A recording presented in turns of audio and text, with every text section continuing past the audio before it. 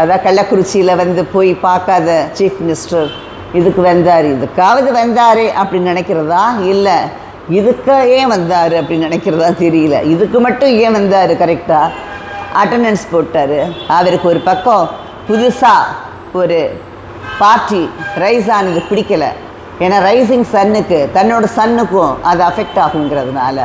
அது நான் இன்னொன்று கூட இன்றைக்கி மீட்டிங் நேற்று முடிஞ்சிருந்தா, நல்லபடியாக முடிஞ்சிருந்தா இன்னொன்று பேசலான்னு நினச்சேன். அதாவது உதயாநிதி சொன்னார் இல்லையா, அவர் காமெடியன் அவர், பட் நேற்று இவரே காமெடி பண்ணிட்டார் நம்ம ஹீரோவே. காமெடியன் அவர் என்ன சொன்னார், நான் சனிக்கிழமை இல்லை எப்போவும் வருவேன் அப்படின்னாரு.